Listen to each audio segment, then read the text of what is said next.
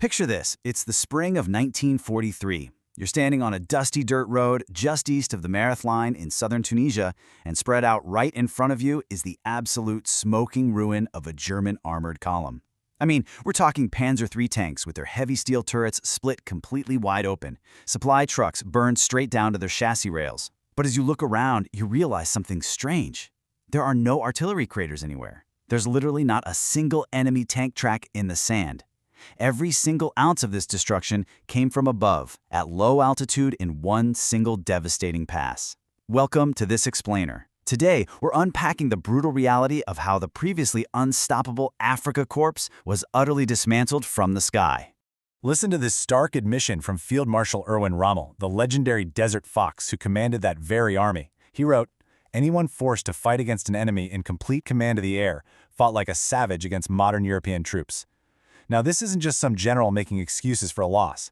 This is an unflinching, completely professional autopsy performed by a brilliant commander on his own defeat.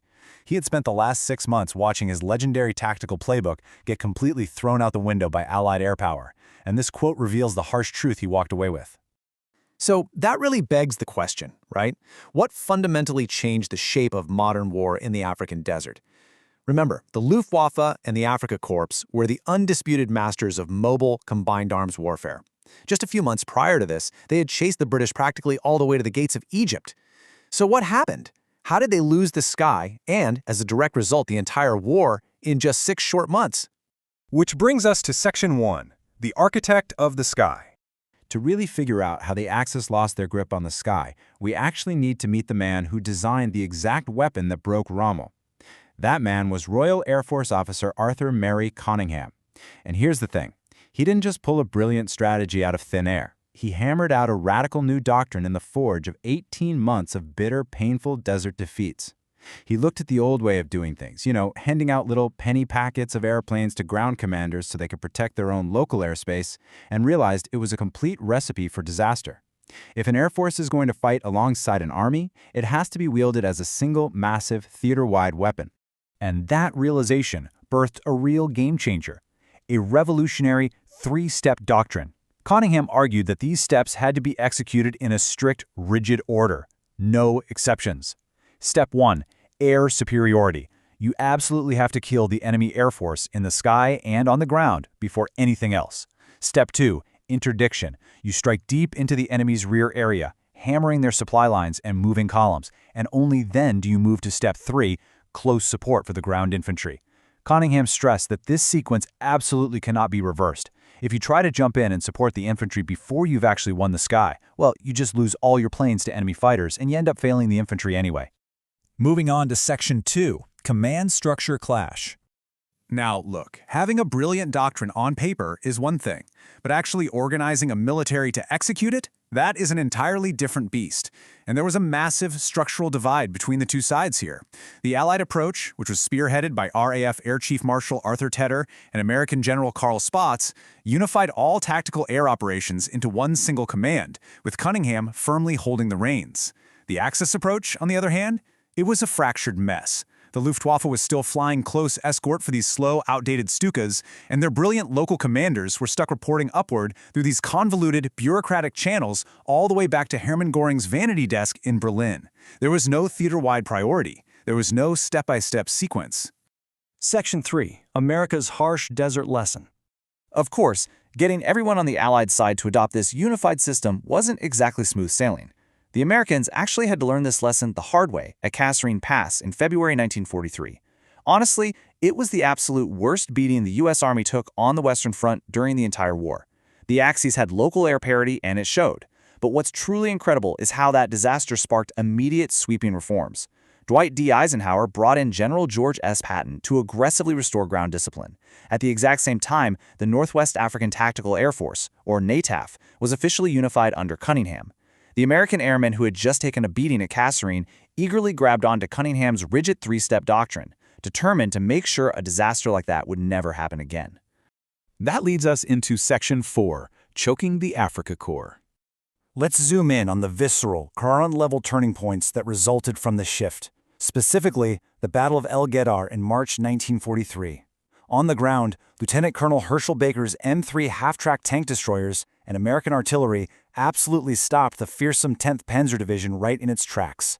But the real secret to that victory? It was what was completely missing from the battlefield.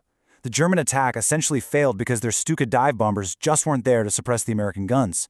The reconnaissance planes never showed up. The fighter cover was entirely absent. And why? Because the Allied air forces were already miles away, up in the sky, hunting them down before they even got close. You see, the Allies were relentlessly executing Step 2 of Cunningham's doctrine, interdiction. And the ultimate, grand-scale expression of this was Operation Flax. Launched in April 1943, this was a massive, combined air offensive with one brutal goal: to tear the spine right out of the German logistics network. With Allied navies totally blockading the sea, Rommel's army was surviving purely on a desperate air bridge of massive transport planes flying low across the Sicilian Strait. The absolute climax of Operation Flax went down on Palm Sunday, April 18th. Imagine this scene. German records show a massive, desperate formation of 65 Junkers 52 transport planes taking off from Tunis, heading back empty to Sicily. They are flying right on the deck, literally at wave-top level, trying to slip away unnoticed against the glare of the setting sun. But waiting for them in ambush was the American 57th Fighter Group and British Spitfires. What happened next was perhaps the most concentrated 10 minutes of pure destruction in the entire air war. American P-40 Warhawks dove straight out of the sun and just tore through that slow, lumbering German transport formation. It was an absolute slaughter. Pilots like MacArthur Powers, a guy from New York, famously shot down 5 enemy planes in a single afternoon, 4 transports and a fighter. It was chaotic, it was terrifying, and it was utterly decisive. The final toll of that interception? Devastating. 24 Junkers 52 transports were completely destroyed, blown out of the sky or plunged into the sea. Another 35 were shot up so badly they had to crash land along the coast. For the Luftwaffe's transport arm, this was a completely irrecoverable casualty rate. Hermann Göring had no choice. He immediately had to halt all daylight supply flights. Finally, Section 5. The ultimate deciding factor. This total loss of air superiority and the resulting strangulation of supplies became the domino that brought the whole house down. Without that air bridge, Rommel's fearsome Panzer columns were literally just stranded out in the desert, completely out of fuel. Artillery batteries had to ration every single shell. The infantry was starving. So when the final Allied ground offensive, Operation Vulcan, kicked off in late April with his massive wave of air support leading the charge, the Axis line simply shattered. Tunis fell on May 7th, Bizartse fell the very same day, and by May 13th, the final Axis forces in North Africa unconditionally surrendered. It was an impossibly rapid, unstoppable collapse. Think about the immense scale of this defeat for a second. Approximately 250,000 Axis soldiers were taken prisoner. To put that into perspective for you, more German and Italian soldiers surrendered here in the sands of Tunisia than had surrendered at the Battle of Stalingrad just 3 months earlier. The bleak, horrifying reality of this loss earned the campaign a grim, whispered nickname back in Germany: Tunisgrad.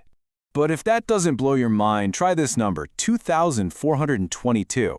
That is the exact number of Axis aircraft completely destroyed in the Mediterranean theater between November 1942 and May 1943.